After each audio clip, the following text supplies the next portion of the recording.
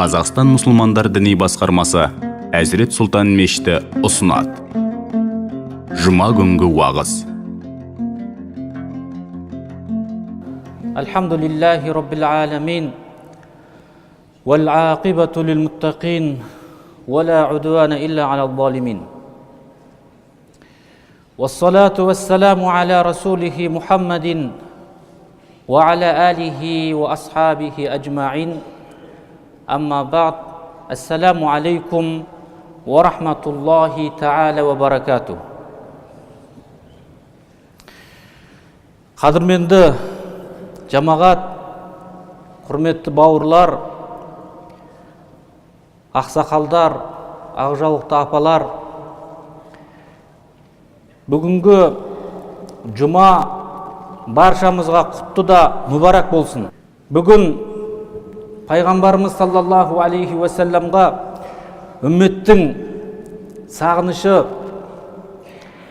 сахабалардың сағынышы қандай болған және қандай болу керек деген төңірегінде уақыт шеңберінде әңгіме өрбітетін боламыз. Біз ислам дінін жақсы түсінуіміз үшін пайғамбар саллаллаху алейхи уассаламның тарихын, өмірбаянын білу біз үшін, қадірменді бауырлар, өте маңызды. Пайғамбарымыздың оқиғалары, пайғамбарымыздың өмірбаяны бұл баяндалған кезде бұны басқа тарихтармен салыстырмау керек. Тарихи оқиғалармен салыстырмау керек. Өйткені пайғамбарымыздың тарихын, өмірбаянын біздің үйренудегі мақсатымыз екі дүние сұлтанының үлгі өнеге алу және соған ұқсап бағу. Сондықтан да бұны пайғамбар тарихын басқа тарихтармен салыстыруға болмайды дегені. Және Құранда «Лақад кана лакум фи расулиллахи усватун хасана». Яғни расында сендер үшін Алла елшісінде көркем үлгі өнеге бар деп баяндайды. Яғни басқа тарихтардан бұның айырмашылығы да осында. Біздің пайғамбарымыз саллаллаху алейхи уассаламның бойындағы үлгі өнегелерін үйренуімізде. Адам қашанда біреуді идеал тұтуға әрекет жасайды. Ал сіз бен біздің идеал тұтатын, үлгі тұтатын тұлғамыз және оның орнын баса алмайтын тұлға ол Мұхаммед Мұстафа саллаллаху алейхи уассалам.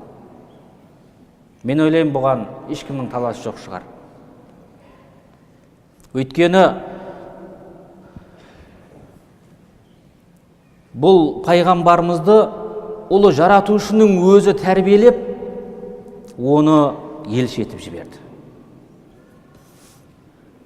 Пайғамбарымыз саллаллаху алейхи уассаламның шежіресі өзі айтып кеткен, ғалымдар растаған, ислам тарихи еңбектерінде көрсетілген тізбектері, шежіресі бұл Хазіреті Исмаил алейхиссаламға барады. Мұхаммед ибн Абдулла, Абдулмутталиб, сосын ары қарай кете беретін Абдулманап, 21-ші атасы оның Аднан. Ал Аднан, бабасы Аднан, ол өз кезегінде Исмаил алейхиссаламның ұрпағы болып табылады. Демек, Мұхаммед пайғамбарымызды қазақта тамырына қарай бұтағы, тегіне қарай ұрпағы дейді. Алла тағала осы пайғамбарымызды рулардың ішіндегі ең таза, ең қадірлісінен шығарды. Ибрахим пайғамбар мен Исмаил алейхиссалам Қағбаны салып біткен кезде Ибрахим пайғамбар былай деп дұға жасады: Раббана ваб'ат фихим расулан минхум ятлу алейхим аятика ва юаллимухумул китаба вал хикмата ва юзаккихим иннака антал азизул хаким. Расында Ибрахим пайғамбар осы істі бітіргеннен кейін жаратқан иемізге: Раббым, ұрпақтарымның өз ішінен оларға аяттарды оқитын, кітапты, үкімді үйрететін және жамандықтардан арылтатын бір елші жібере көр деп жалбарынды. Ибрахим пайғамбардың дұғасының нәтижесінде Исмаил алейхиссалам мен және оның ұрпағы Мұхаммед пайғамбарымызға Алла тағала осы дұғаның көрінісінен біз екеуінің пайғамбар болғанын көреміз. Демек, пайғамбарымыздың өзінің Мүслимнен келген риуаятында Алла тағала Исмаилдің балаларынан, Кинананы Кинананың ұрпақтарынан, Құрайыштың ұрпақтарынан, Хашимның балаларынан мені сүзіп алды дейді. Осы сөзі де Сахих Мүслимдегі келген осы сөзі, қадірменді жамағат, Исмаил алейхиссаламға баратындығын көрсетеді. Пайғамбарымыз дүниеге келген кезде әдеттен тыс құбылыстар орын алды.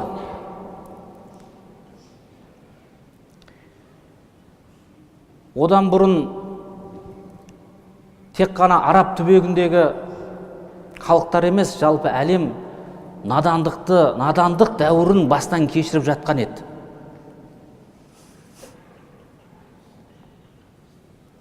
Жік-жікке бөлініп, мынау әлсіздердің тапталып, адам құқы деген өте төмен дәрежеде болып, құқықтары бұзылып жатқан сондай бір қоғам еді. Сол надандық дәуірінің бір оқиғасын Хазіреті Омар былайша еске алады: надандық дәуіріндегі екі бір оқиға есіме түссе, біріне күлем, біріне жылайым дейді.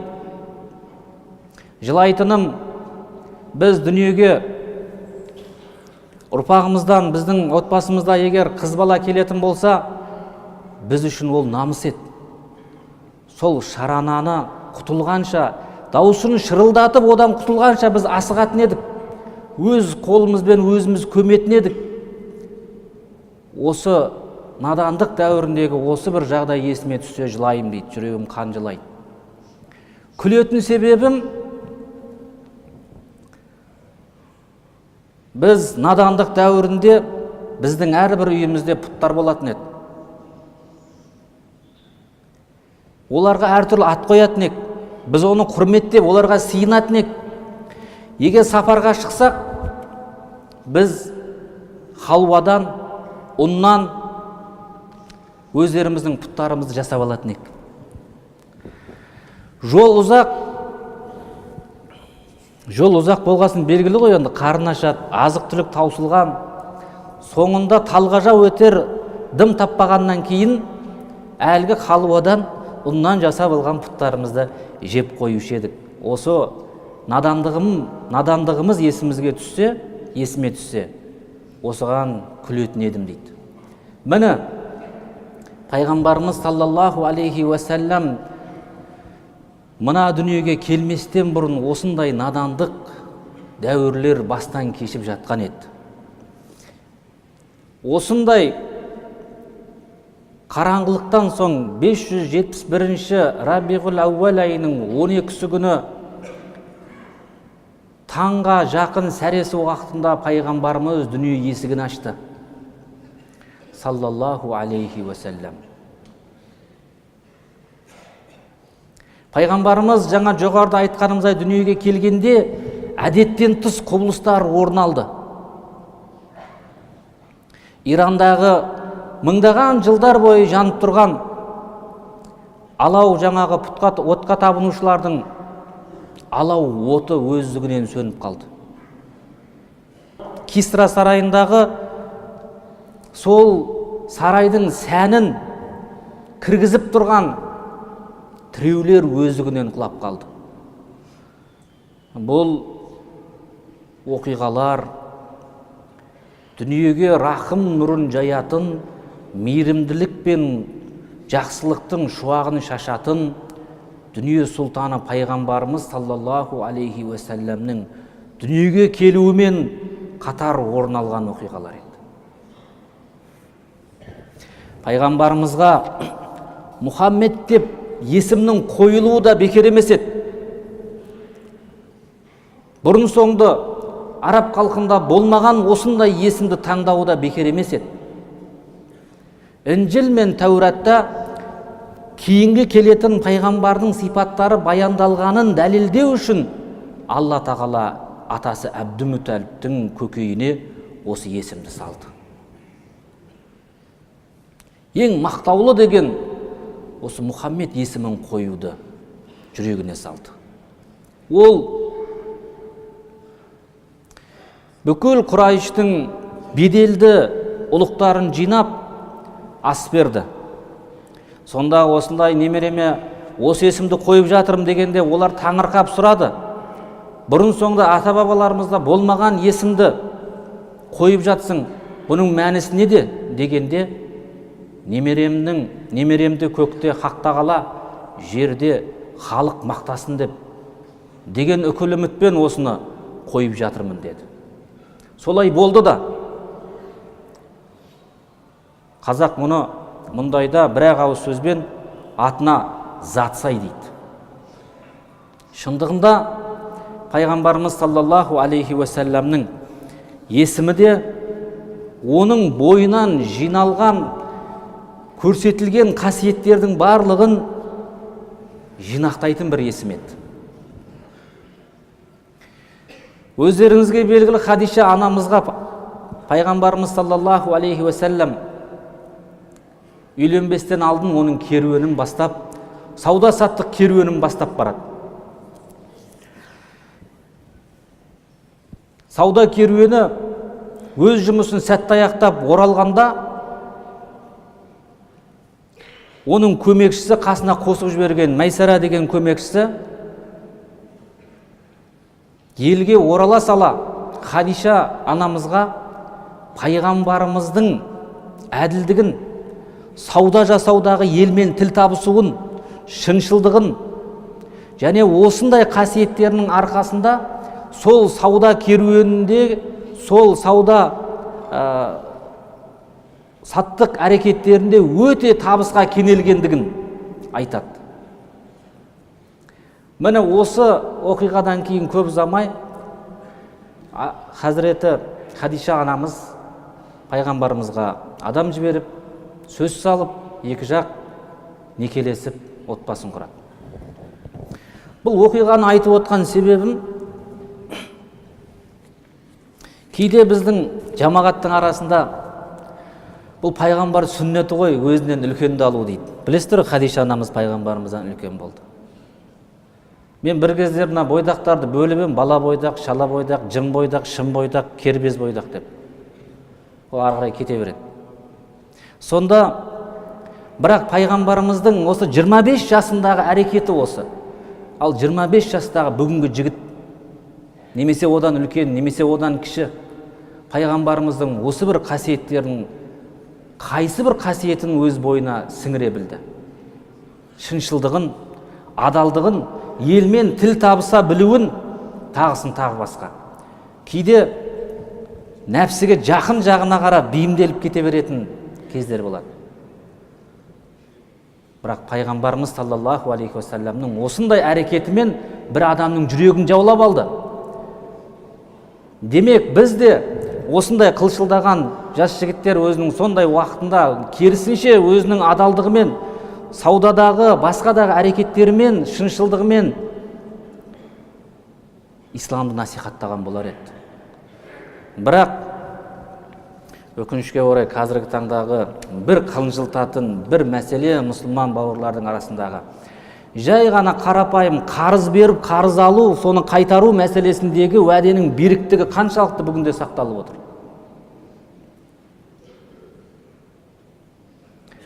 Уәдеге беріктік жөнінде пайғамбарымыздың өсиеттерін, оның өзінің үлгі өнеге еткен іс-әрекеттерін бір тақырып арнап айтуға болады.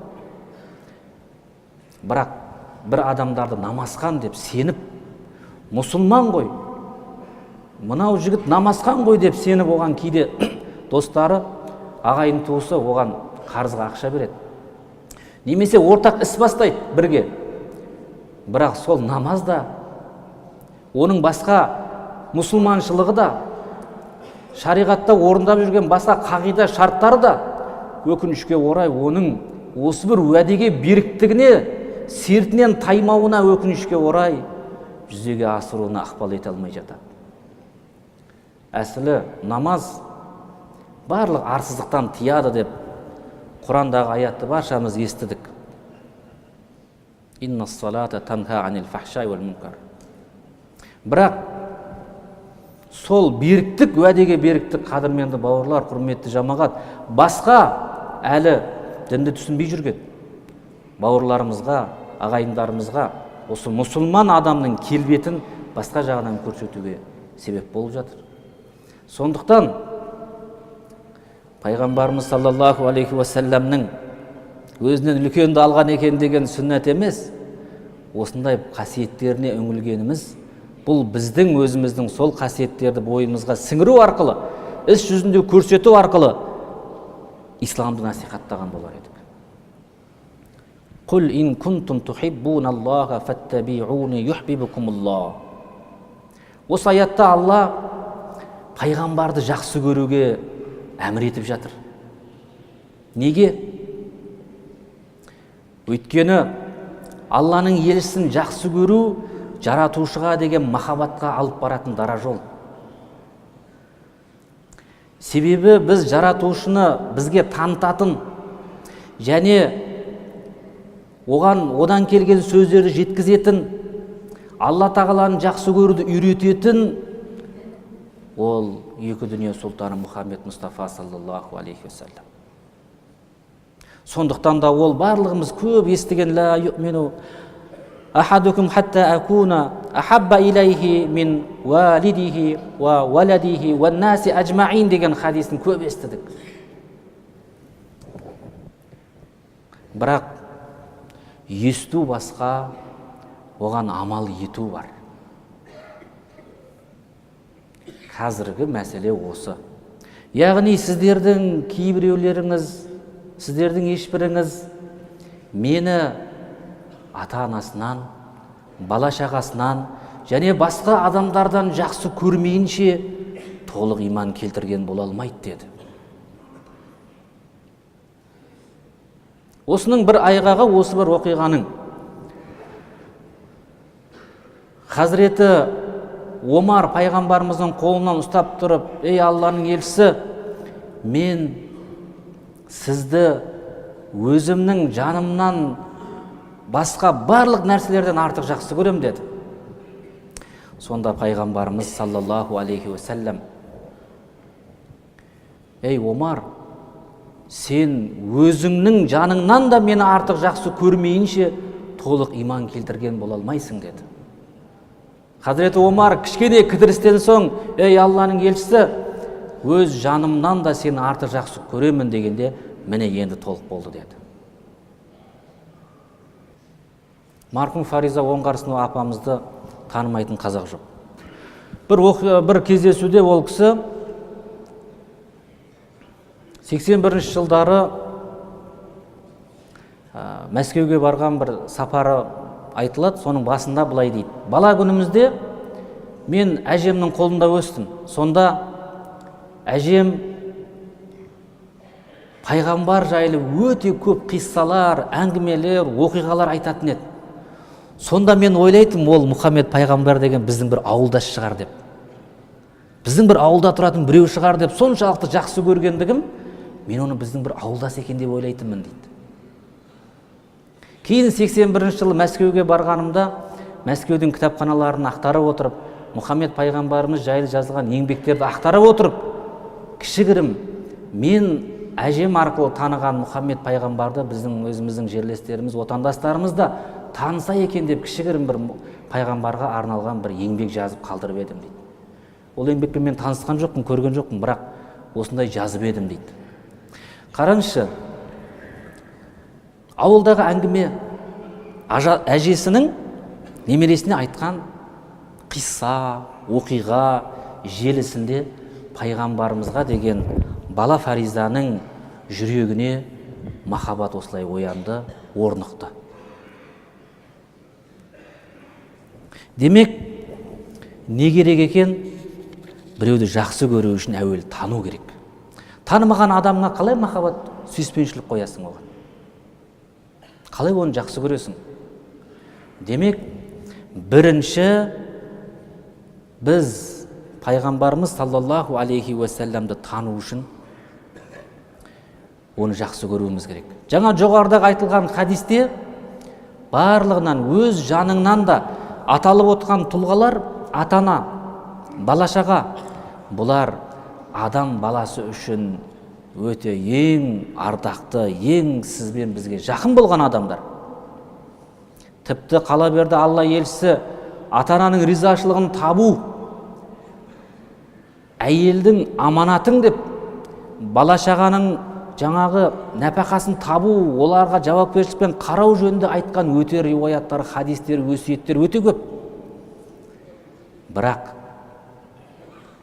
бұл жердегі пайғамбарымыз саллаллаху алейхи уассаламды жақсы көруіміз ол үшін емес, өзіміздің жанымыздан да артық көруіміз пайғамбарға емес, оған біз мұқтажбыз, ол бізге керек.